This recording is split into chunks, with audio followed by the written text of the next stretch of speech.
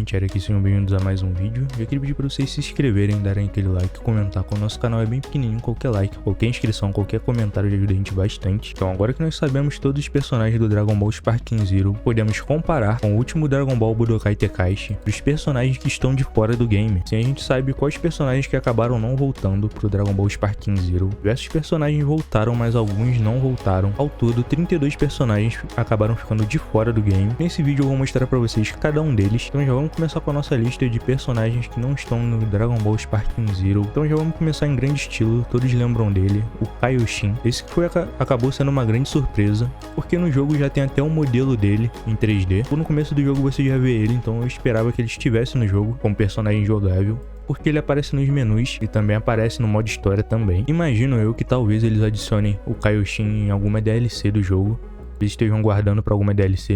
Acho que pode vir como um personagem jogável no futuro. Muita gente gostava de jogar com ele no Dragon Ball Budokai Tenkaichi 3. Talvez ele venha na DLC do Dragon Ball Daima como um personagem mini. Eu vi muita gente falando que talvez eles estivessem guardando os golpes dele para poder botar na versão dele Daima. E é claro, já aproveitando o gancho, como eles cortaram o Kaioshin, também cortaram o Kibitoshin.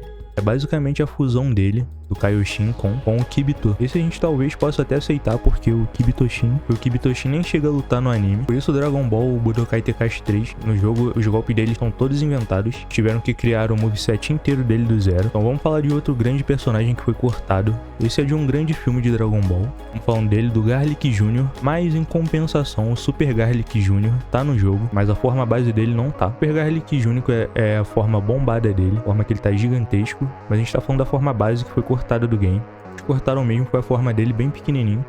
E sinceramente não sei se faz tanta falta assim, não sei se tinha muita gente que jogava com ele, ou pelo menos não. Mas é claro que seria um ótimo personagem pra botar no jogo, mais uma transformação, né? Poderiam ter colocado como uma forma base talvez. Mas é aquela, quanto mais personagens no game, melhor. Mais um personagem que foi cortado do jogo foi o Pai Kuhan, não sei se vocês lembram dele. Ele que tinha golpes bem específicos e bem interessantes, o Pai Kuhan. Mais um personagem do Dragon Ball Budokai Tenkaichi 3, ele era bem legal. Esse é um personagem que eu tinha vontade de ver ele no Sparking Zero. Como eram 182 personagens, eu imaginei que ele iria vir, mas acabou não acontecendo. Isso eu consigo entender que ele não tá no jogo, mas esse eu queria. É um personagem que eu queria jogar também. Mas alguns personagens que foram cortados de Sparking Zero foi o Salta e a Zangia, dois capangas do filme de Dragon Ball Z. Só hoje vocês vão reconhecer mais, porque ele era um dos capangas do Cooler. Ele era um personagem bem interessante, porque ele foi um dos primeiros a usar espadas de Ki. É bem legal na época, que foi posteriormente trazido de volta com Goku Black. Então com a adição dos dois, nós teremos dois personagens que usam esse estilo de luta que é bem interessante, com lâminas de energia. Eles poderiam desenvolver melhor a gameplay dele, que seria bem interessante de ver como ele ia ficar. Mais um que ficou de fora é o Rei Vegeta. Esse é um que bastante gente gostava de jogar. Não gostava de jogar com o pai do Vegeta. Também tinha a Faixa também. Esses são dois personagens que aparecem bem pouco no Dragon Ball Budokai Tenkaichi 3, que entraram no game, poderiam ter vindo também pro Dragon Ball Sparking Zero. Faixa seria mais uma Saiyajin para eles poderem adicionar no game, seria bem legal também.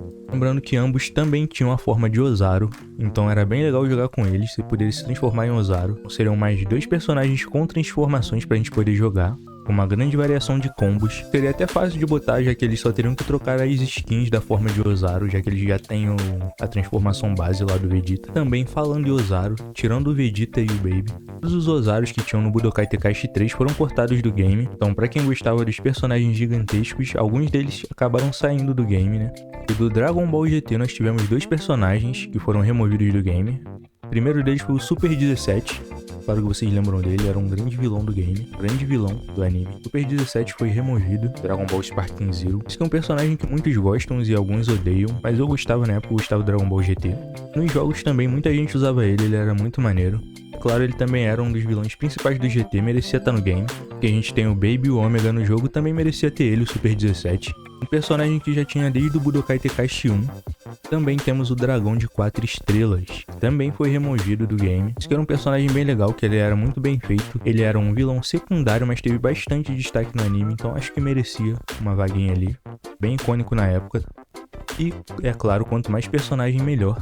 Um personagem interessante também no Dragon Ball GT pra quem gostava.